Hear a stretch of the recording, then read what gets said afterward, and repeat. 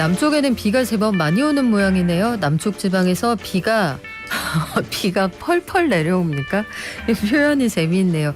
근데 조심하십시오. 비가 갑자기 쏟아질 때는 그 특정 구간 지나실 때 조심하셔야 되는데 티봉이 귀엽다고 뭐 다들 의견 엄청 주시네요. 제 옆에 김현우 소장님 오셨는데 소장님도 티봉이 귀엽다고. 저 루피도 다녀간 것 같고 약간 다양한 친구들 얼굴이 보이죠? 맞습니다. 네, 보노 뭐 또치? 도우너? 뭐 약간 섞이는 것 같아요. 역대 귀여운 친구들은 다 다녀간 그 느낌이 있는데 방송 들으시고 오늘은 이 단어 딱 보내주시면 저희가 선정해서 보내드릴게요. 자, 최근에 우리 티봉이만큼이나 이슈가 되는 단어 바로 금리입니다. 대출이자는 엄청 빨리 오르고 예금이자는 잘 안 올라간다 이런 얘기도 많았는데 그래서 당국이 금리정보 공시 제도를 바꾼다고 해요. 어디가 대출금리는 비싸고 예적금 금리는 쬐끔 주는지 요걸 비교해서 알려주겠다 이런 얘기인데 이게 실제로 소비자들에게 어떤 영향을 미칠까요? 또 은행들도 좀 긴장을 하기는 하는 걸까요? 행복자산관리연구소 김현우 소장과 알아볼게요. 안녕하세요. 네, 안녕하세요. 소비자들이 한눈에 금리를 비교할 수 있다 이런 제도입니까? 네, 지금도 금리 비교는 됩니다. 신용대출 금리, 예금 금리, 적금 금리, 뭐 주택담보대출 금리, 이거 금융상품 한눈에 뭐 파인 사이트 들어가시면 혹은 은행연합회 사이트 들어가시면 다 비교는 해볼 수 있거든요. 그런데 이제 여기에 추가돼서 예대금리 차이가 얼마나 되는지. 그러니까 우리가 은행에 가서 예금을 가입할 때는 2%인데 대출을 받을 때는 뭐 5%다라고 한다면 그 차이가 얼마가 되는지 3%포인트 차이가 나잖아요. 이런 것들을 공시하도록 하게끔 하는데 이 부분에 대해서 좀 보완을 하겠다. 이제부터는 매달 기존에는 이제 3개월마다 공시하던 걸 매달 은행연합회 홈페이지에 공시를 하도록 해서 어떤 은행이 마진을 많이 남기고 있느냐 원가는 이렇게 싼데 네. 얼마만큼 비싸게 팔고 있느냐 요 차이 요걸 이제 공시하도록 한다라는 거예요. 그러니까 이걸 보면은 글쎄요 이제 대출 금리가 싼 곳도 보이고 비싼 곳도 보이겠지만은 싼 곳인데 여기는 좀 마진을 많이 가져가네 하는 곳들도 우리가 직관적으로 볼 수가 있겠죠. 그리고 기존에는 이제 대출 공시를 보면 네. 조금 복잡했던 게 등급별로 나뉘어져 있어요. 근데 그 등급이 지금 우리가 알기로 신용 점수제로 바뀐 지 오래됐잖아요. 그렇죠. 그런데도 은행연합회 홈페이지에 들어가 보시면 신용대출이나 주택담보대출 모두 신용 등급별로 몇 % 금리를 주는지를 비교해 놓고 있습니다. 왜 그럴까요? 그래서 이게 뭔가 봤더니 그게 이제 신용 점수제는 우리가 신용 평가사에서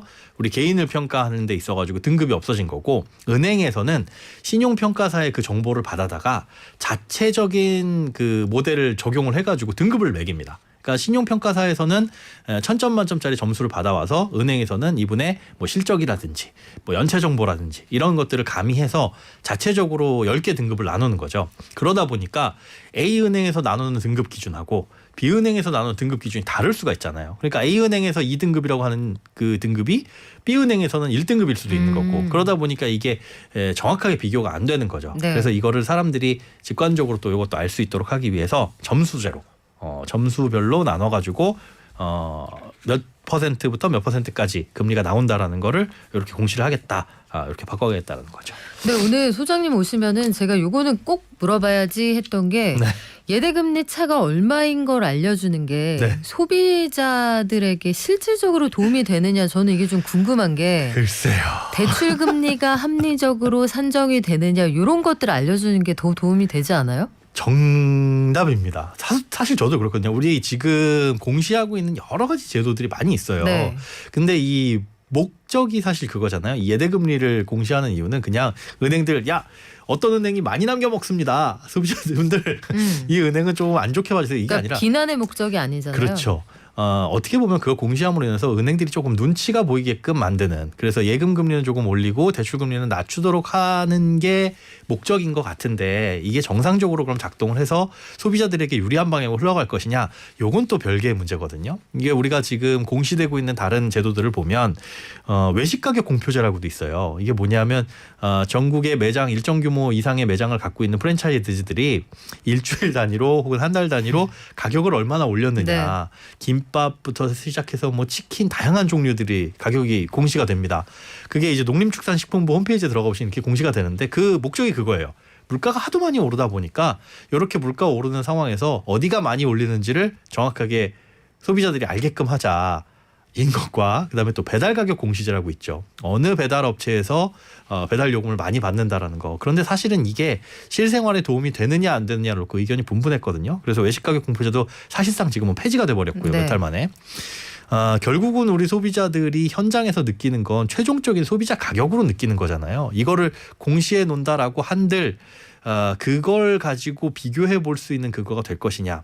특히나 이제 대출 금리가 싼 곳을 공시하는 건 괜찮은데 어느 은행이 이게 마진을 많이 가져가느냐를 소비자들한테 공시를 하는 게 직접적인 어떤 영향이 있을까를 봤을 때는 글쎄요. 저는 개인적으로 그닥 많은 부분에 효과가 있을까라고 좀 생각이 돼요. 뭐 이거라도 해보는 거기는 한데 네, 그 느낌이에요. 이거라도 해야지. 결국은 금융당국이 원하는 거는 이 너치의 형태로 네. 옆구리를 쿡 찔러서 대출금리 지나치게 얹어받지 말아라. 네. 예적금 금리는 조금 더 얹어줘라. 이걸 원하는 건데 마진이 어디가 큰지 알려주는 게 그걸 유도할 수 있을까? 저는 좀 고민이 돼서 그렇습니다. 오히려 마진이 어디가 큰지 알려주면 이게 투자의 어떤 정보가 되지 않을까 그런 생각도 들거든요. 그것도 될 수 있는데 한편으로 보면 요즘에 보면 이제 금융당국에서 은행들을 많이 쪼우잖아요. 이게 수익이 많이 나면 이 배당도 많이 해줄 것 같았는데 이거 하지 마 하는 바람에 배당도 안 나오고. 그래요. 좀 지켜봐야겠어요. 네, 어떤 알겠습니다. 효과가 있을지. 다만 아마 정책의 목적은 이럴 겁니다. 공존하자. 네. 그리고 상생하자. 과거에 은행이 어려울 때 이 세금으로 들어간 공적 자금이 얼마냐, 이 본령에 충실하자, 뭐 이런 생각을 하는 것 같은데 모르겠습니다. 이게 상장 회사들이라 그러면 은행 예대금리 차가 어느 정도인지를 한번 알아봐야 될 텐데 다른 나라하고 비교해서는 우리가 낮은 편이다. 은행들의 주장은 또 그렇더라고요. 뭐 낮은 편도 있고 높은 편도 있습니다. 그리고 이제 사실은 다른 나라하고 비교를 하는 게 이것도 사실 의미가 클까라는 생각도 한편으로 들어요. 예대금리 차를 구성하는 건 사실은 은행들이 돈을 얼마나 조달이 필요하느냐. 그러니까 예금이라는 거는 은행들이 무슨 서비스 차원에서 해주는 게 아니라 네. 대출을 해주기 위한 재원으로서 필요하면 예금을 많이 받는 거고 필요하지 않으면 적게 받는 거잖아요. 그런데 많이 받고 적게 받으면 이 예대에 대한 예금에 대한 금리를 높게 주면 예금 손님이 몰려가지고 돈이 많이 들어오는 거고 적게 주면 안 들어오는 거고요. 이거는 사실상 시장 상황에 가장 밀접한 연관이 있죠. 그리고 또 한 가지는 대출 규제. 그러니까 다른 나라의 금리와 우리나라의 금리를 비교하는 건 전 세계적인 시장 금리에도 영향을 미치겠지만 작년 같은 경우에 특히나 가계부채 총량 규제 때문에 대출을 못하게끔 꾹꾹 눌러놔서 은행 입장에서는 대출을 해줄 수가 없는데 예금도 비싸게 받을 필요가 없는 거고요. 그러다 보면 실질적으로 뭐 예대 마진 차이는 더 커질 수가 있을 수밖에 없습니다. 왜냐하면 대출은 안 해주기 위해서 금리를 올려야 되고 네. 예금은 필요 없으니까 금리를 안 줘야 되고 그러다 보면 어쩔 수 없이지만은 은행들은 속으로는 웃고 있는 그런 상황이 펼쳐질 수밖에 없는데 네. 그런 상황들을 전체적으로 고려를 했을 때 다른 나라와 낮으냐 높으냐를 이게 단순하게 숫자적으로 비교를 하는 게 큰 의미가 있을까 싶기는 해요. 자, 그래도 대출 받을 때 네. 우리가 보통 그런 얘기 많이 하잖아요. 적어도 세 군데는 가보셔야 된다. 예. 이게 검색만 하셔서는 안 됩니다. 말씀을 드리는데 비교가 가능하다면 소비자들 입장에서는 발품을 좀 덜 팔아도 됩니까? 일단 1번에 참고는 할 수 있을 것 같아요. 그 홈페이지 들어가셔가지고 은행연합에 들어가서 어디에 신용대출 금리가 낮은지 주택담보대출 금리가 낮은지 확인한 다음에 그 다음에 이제 발품은 꼭 파셔야 된다. 이거는 어쩔 수가 없습니다. 네. 이거는 이제 사실 예대금리 차이를 공시하든 안 하든 똑같은 건데요. 어디 은행에서 금리가 낮다고 해도 그게 모든 사람한테 적용되는 건 아니잖아요. 일단 신용점수도 다 다르고요. 그다음에 특히나 신용대출 같은 경우는 은행의 거래 실적에 따라서 달라지는 부분이 굉장히 크기 때문에 직접적으로 대출 심사를 넣어봐야 내가 몇 퍼센트 금리를 적용받는지를 알 수 있는 거고 또 한 가지는 시차가 있습니다. 그러니까 은행연합회에서 공시하는 건 통상적으로 이번 달 15일을 기준으로 지난달에 얼마만큼의 대출이 몇 퍼센트로 나갔느냐예요. 그러니까 지금처럼 금리 상황이 확확 바뀌는 현실에서 지난달의 금리 상황이 물론 이제 은행별로 그 추이는 있겠지만 지난달과 지금이 다를 수 있다는 거죠. 네. 그래서 이 발품을 팔아야 되는 상황 자체는 바뀌지는 않고 다만 날도 더운데 발품 팔기 전에 일단 한번 집에서 홈페이지 들어가서 살펴보고 여기가 제일 낫구나. 그 순서대로 발품 파는 거 정도.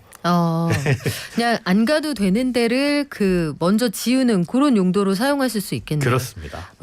약간 내고도 가능하지 않을까요? 왜 수산시장 가면은 네네. 얼마까지 보고 오셨어요 있잖아요. 이게 대출을 받으면은 네. 그 주택담보대출 같은 경우는 내고가 되는 경우들도 있어요. 아마 경험 있으신 분들 계실 텐데 네. 나는 지금 쓰고 있는 은행에서 뭐 4% 거래하고 있는데 이거 갈아타려고 봤더니 다른 은행 가봤더니 3.8% 주더라. 그래서 그거를 갈아타려고 이제 지금 은행에 가보면 저희도 그렇게 맞춰드리겠습니다. 네. 이런 식으로 그때 내고가 되는 경우는 있거든요. 근데 주택담보대출처럼 이게 차주에 대해서 차주보다는 담보물건이 뭐냐에 대해서가 중요한 것 같은 경우에는 내고가 될 텐데 신용대출 같은 경우에는 워낙 그 기준이 천차만별이라 그 부분에 내고를 기대하기는 좀 어려울 것 같습니다.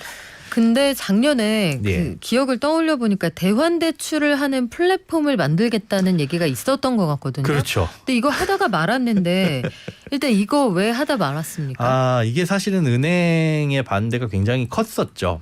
컸었고 나오면 좋기는 한데 일부 이제 민간 서비스에서 하는 경우들도 있습니다. 대환대출 플랫폼이라는 거는 내가 대출을 어디에서 받고 있는데 이걸 이제 갈아타거나 새롭게 신규로 대출을 받을 때 어떤 은행에서 몇 %를 해줄 거냐를 한눈에 비교할 수 있도록 해주는 서비스입니다. 좋은데요? 좋죠. 네. 우리 입장에서는 참 좋은데 그 서비스를 누가 제공할 것이냐. 대환대출 플랫폼 제3자, 제3의 업체가 이걸 제공을 해주게 되면 이제 시장이 양분화됩니다.